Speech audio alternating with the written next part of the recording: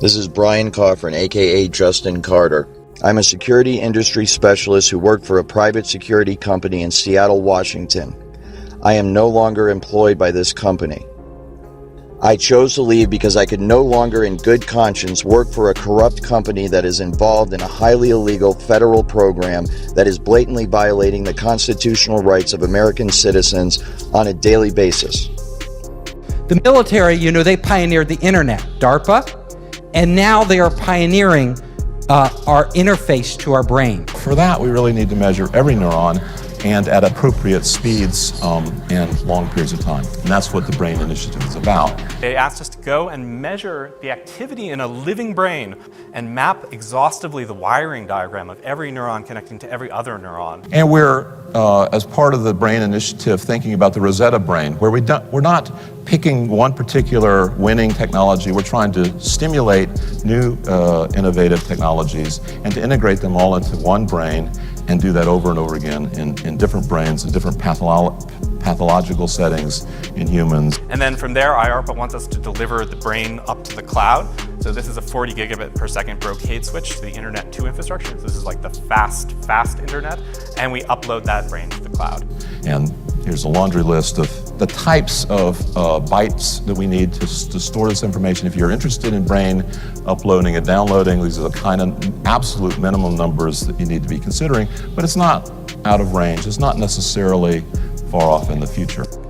And if you think the internet is big, if you think blockchain is big, this is going to blow it all away. Because there's nothing bigger than connecting our minds to the internet. I find it interesting that that's what's going on. That's what they're admitting. They're saying, hey, this Microns project is going straight to the source. We're not taking it from the global internet perspective. We're taking it from the brain itself. And eventually, those two things will merge. So the public announcement of a project like this is pretty telling about where we are. It's so funny because the military contacted me and asked if I would help them. And I'm reluctant to do that because I like talking about everything. And it would be top secret, whatever they told me. So it's like, I don't know. I have a lot of ideas, but I don't want to know what you're doing because I only want to know it's public. So this is public, but how they're doing it is not public. And the different applications for it on the battlefield are not public. It is with laws that protect whistleblowers in mind that I am choosing to make this information available to the public. By doing so, I hope to put pressure on those in power in this country to investigate those involved in this social engineering program and bring them to justice. There are new technologies, and a lot of them are being developed by startups and the military that are going to allow us to much more accurately measure and actually communicate with your brain. Now, the nice thing about this technology is it's non-invasive, meaning they don't have to crack open your skull and put a chip inside. The true way that this technology works is that a complete DNA profile is obtained from the target, from the individual, the targeted individual. And then this information, the DNA of the individual, is used to determine the resonant frequency of the DNA itself. The resonant frequency is then used to fine-tune the technology, the radio frequency signals, the microwave auditory effect, and all of the other aspects of the technology to tune it perfectly to the resonant frequency of the targeted individual's DNA. And they can read your thoughts verbatim as they occur within your own mind. We can generate an electronic signal that's characteristic for the DNA. This can read DNA from solution, and your blood is a solution, it's a liquid. We can decode it into a form that can be read by a computer. And in a way, you can think about DNA as digital information moving through a tube. Now, if we can tap into that tube, like a network, and we can read that information, we can intercept what's happening in people, you can make them an extension of the internet. And I have a thermostat at home that's on my iPad. I can warm the house up before I get home. People call that the Internet of Things. We call this the Internet of Living Things. much like any information, biometric information, digital information can be susceptible. We know that genetic information and DNA sequencing information is highly sought after by adversaries. The memo says the kits could expose personal and genetic information and potentially create unintended security consequences and increased risk. It also says the data in the wrong hands could be used to conduct mass surveillance or to track individuals. There are many military applications for maintaining and using DNA data sets. There are new technologies that are coming out. Technology called biocoded directed energy.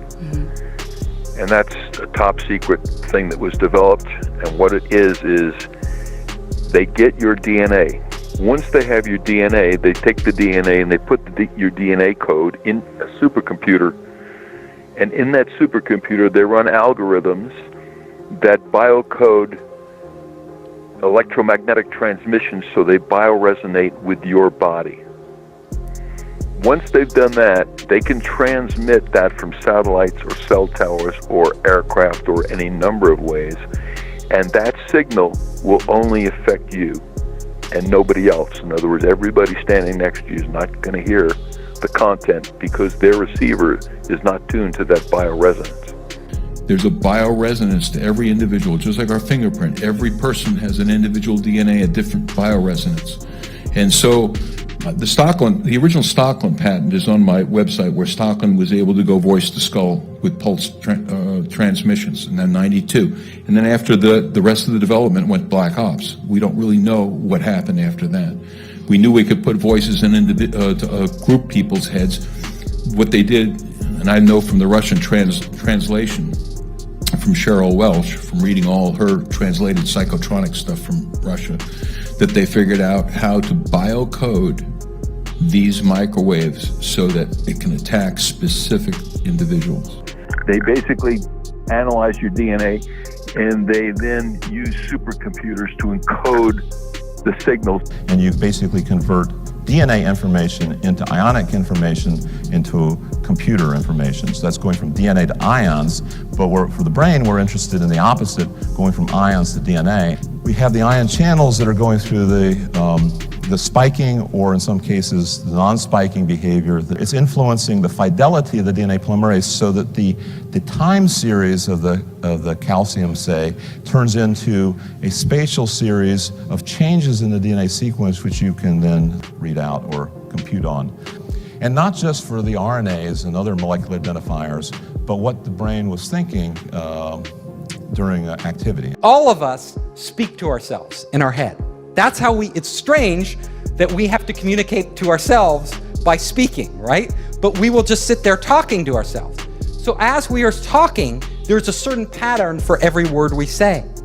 What they're doing is looking at the pattern in the brain, and then they're matching that pattern, they're putting that into a database. If you think of those words, and the beauty of this is most of the words in the dictionary we don't say, but a subset of these words, actually a small subset, we use all the time. So if you can match the patterns in somebody's brain to the patterns in the database, you can literally start to read their mind. Every time a word comes up, you know it. Oh, that word came up for that individual. Now, will the patterns be identical in every person? Probably not, though the information will be stored in slightly different places. But it wouldn't take long for you to train a machine to read your mind. Now, that's just the beginning. They may be able to have algorithms sophisticated enough, and they get enough samples, enough data, that the AI could actually learn over time what the general rules are for different words, and then you could apply it to anybody. Without verbalizing anything, you could literally start to communicate with other people. So my lecture, we could all be standing here silently. And I could just be communicating it to you. I could be talking, you would talk to people, you could literally have conversations with people without ever getting on your phone anywhere in the world. Goodbye WeChat or Google Hangouts. We could all just be on our brainwaves, right? Communicating with our friends, they could be dropping in on us. Very strange. if we think about it. So that when that person goes to speak out about it, when they go to seek help from their fellow human beings, and their fellow human beings say, what is it that's happening to you? The target will then say, I'm hearing voices inside my head. But these would be controlled hallucinations run by algorithms. And they will conclude that this person must be crazy. And as a result, they will recommend psychological evaluation for that person. You can see the way this is going to go, and the way it is going right now. As good people, helpless people that are being abused and tortured and enslaved and experimented upon in America today, American citizens cry out for help from their fellow Americans, and their fellow Americans say, why don't you take some Prozac because we think you're schizophrenic? When this is a highly technical program. All of the symptoms are induced by a technology that is so fucking sophisticated, it is horrifying beyond description. This technology can also tap into the optical nerve of the target and the auditory system of the target, so that those monitoring the target can see what the target is seeing and hear what the target is hearing. This information is then downloaded and stored on a computer in a highly secure, classified site on servers that are guarded by some of the tightest security in the world. So the ability to do this, the ability to download information, that is like what the military and other people are that's their holy grail. There's a number of companies now that are looking at ways to write digital information into DNA. Because you would only need about a room full of DNA to record all of the digital data that exists today, which is quite extraordinary. So we'll be able to outsource, we'll be able to upload our memories to the cloud. So let's say you don't want to, you want that memory forever, right? You're like, it's automatically probably being stored in the cloud for you without you thinking about it. Just like these automatic backups on your computer, everything, there's a copy and there's redundancy and there's like many versions. And so your experience, you could access it later. This results in the individual's entire day, everything they see, everything they hear, everything they experience, and everything they feel being recorded till the end of time. Within the brain, there are tiny structures called microtubules, right? If you think of these as straws, but they're straws through which flows light. And in fact, photons of light known as biophotons. And that each one of these is a package of information that flows around, these tiny structures in the brain. This light is carrying, of course, the memories. And we know DNA is also producing these biophotons of light. This is well studied and is well understood. So the interface between the brain and the DNA would therefore be these biophotons. Now this is where, if you can transfer knowledge and you can communicate, because your brain is wirelessly connected to the internet, there's no reason you couldn't extract memories, which are just data, out of one brain and put them in another brain. Now, what would it mean to share memories? All of a sudden, Elon Musk, you want to know what he's thinking? You could get his memories from yesterday and live his entire day. Although the connectivity of the brain is where we are processing experiences, even utilizing recalled memories and writing new memories to the hard drive, that it's more like a RAM with a random access memory rather than being the hard drive. The DNA would be effectively our hard drive where all the bulk of the information we're not using is being written to. So it could be that in the future that we'll find a way to download people into DNA and move them across into other bodies. So this is an astonishing step forward in these kind of science fiction type ideas. When our brains are connected to the internet, our physical bodies become less important. Now, think about that. If our brains are connected to the internet, and if our brains are all connected, all of us connected, I could literally go into your head and see through your eyes. So all of a sudden, for a day, a lot of us, because you're entrepreneurs, think it would be cool to go inside Elon Musk's head for a day and walk around. Well, Elon Musk may allow people to get that feed and literally live through what he sees. Because of my responsibilities in surveillance as a otherwise normal security specialist, I was showed this technology at work. And it was through the perspective, of course, of the camera, and what I was told that it was obvious it was being used through the eyes of the targets. So I have seen it, and it is absolutely remarkable. It's just like a first-person, video game or something where you see right through the eyes of the individual. And so there's two aspects to the technology. Number one, there is the actual, what is essentially receiving the signal from the individual themselves. And that signal, it goes on within the human mind. I'm not going to get into exactly how the entire human brain works, but basically those optical signals are interpreted by the brain, and then you perceive them as vision. You perceive them as pictures and so forth, but this is all electrical signals within the brain. And so the exact same thing, the data is taken in through the eyes, and then your brain renders it in a visual form that we know as sight. The exact same thing happens with the computer. The data is sent to the computer, then it is rendered in the form of a picture that people can look at. As far as I'm aware, it's real time. There may be a second or two delay, but it is as it is happening. They can actually see through the eyes of the target. It's done all remotely. And that is rendered, of course, in essentially real time on a computer screen. And then it is to the point where it's so accurate, you can actually see the individual pores on someone's face. See scars and nicks and so forth. And so you can understand how if you had several people, for example, that you were able to do this, you can see through their eyes in a room or on a street corner or within an office building, wherever it is, you can get total situational awareness simply by looking through their eyes, and you can see through basically it's like being 3 or 4 or 5 different people all at the same time. The next thing that is really interesting is, everybody's talking about augmented reality and VR right now. If you've taken any drugs like LSD, suddenly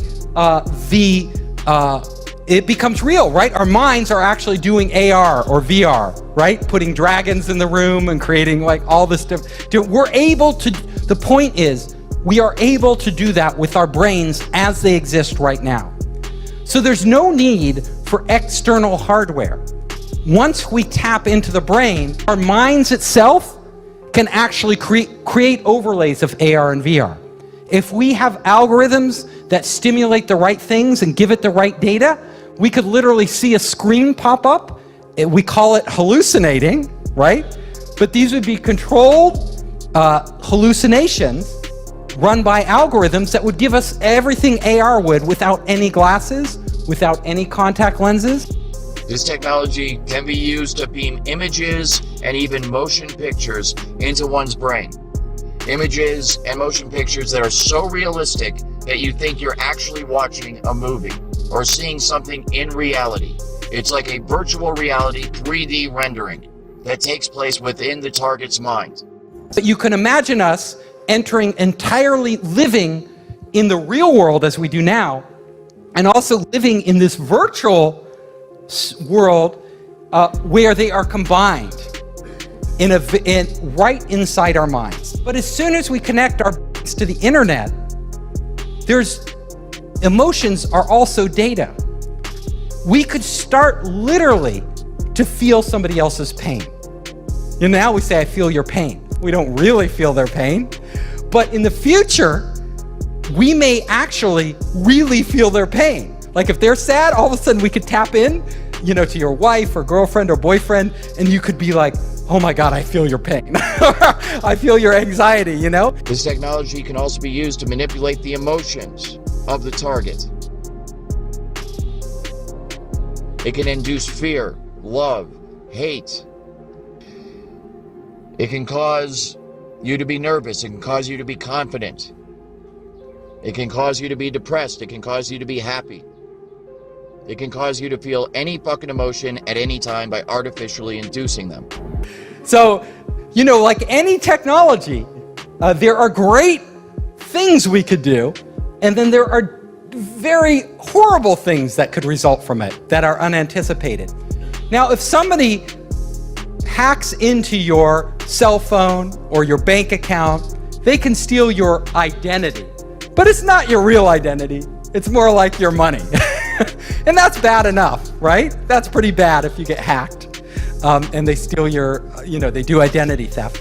But if they're connected, if your brain is connected directly to the internet, then it will be real identity theft. They could take you. They could literally erase you.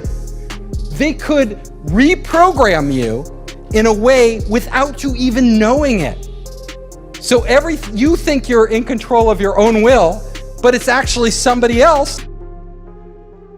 It can literally stop your own thoughts from happening and replace them with other thoughts by sending thoughts to your head. And it's so sophisticated that you cannot tell where these thoughts are coming from. There's no way to discern that they're coming from somewhere other than your own mind. So you can imagine how bad this would be for people that don't even realize this technology exists. And they're having these thoughts, which they think are spontaneous, because being under the influence of this technology now, kind of having been on both sides of it, I am just amazed at the way it works. And I know that the thoughts that they beam into your head originate from the exact same place in your mind that your own natural thoughts originate from. So if I didn't know I was under the influence of this technology, then I would have no idea that anyone was influencing my thoughts at all. And that's exactly what it can be used for. It can be used to sway people in terms of their opinion, to make them go along with a certain agenda. It can be used to turn groups of people or individuals against each other for whatever purpose. And who do we trust with this technology? Well, apparently not Mark Zuckerberg. He didn't do that good a job at protecting our data. Do we trust a government? Do we trust Donald Trump? Who do we trust? Yeah, decentralized, a blockchain, right? You're gonna have to have technology that protects us. Technology which really doesn't exist today, and it has to be so foolproof, and we have to have so much faith in it that we're willing to open up our brains to that potential of being hacked. So my final slide here is that, our future could go two ways, right? We could literally create heaven on earth. So we are all one giant being, and we are all working in unison, and we are experiencing these amazing things. Or it could be hell, where there's some evil AI or evil people controlling everything we do, and we're more like zombies, where we don't even know it. Like, we think we're free and we're not actually free.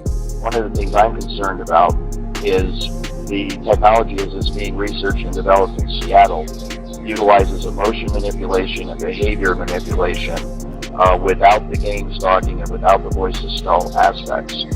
And so this use of the technology can be done very covertly to the point where the person it's being used against will not know that this technology is being used against them.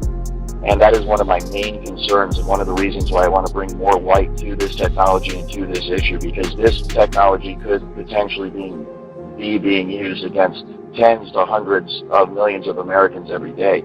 I've mentioned in some of my podcasts how there are field events where they will not direct this technology at an individual, but create a general field of frequency in a geographical area, so that everybody that within that geographical area is feeling the effects of the technology. It's more of a general application of the technology instead of an individual specific application of the technology.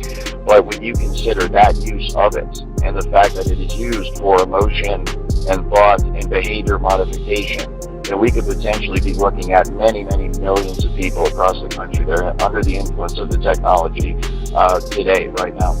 It's going to be very hard to stop. It is going to be very hard to stop.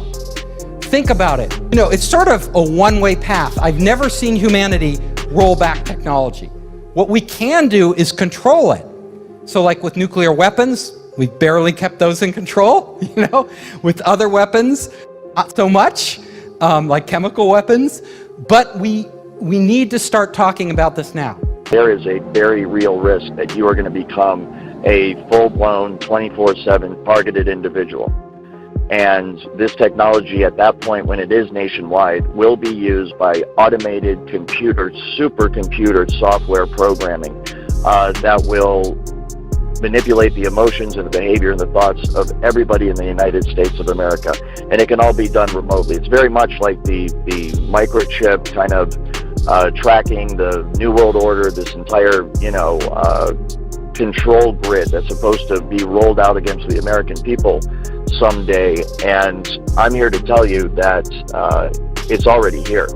There isn't going to come a day where there's troops in the streets and tanks rolling down your neighborhood and riot gear and all this stuff. We might have isolated incidents like that. It might get like that every once in a while, but the true control grid is this technology, voice to skull, hive mind, behavior manipulation technology. And it can all be done remotely. It can be done simply by targeting you with the frequency, locking into the resonant frequency of your DNA and your mind, and in that manner completely track and trace and control you 24 hours a day. And it's highly, highly valuable for intelligence purposes and military purposes, corporate espionage purposes.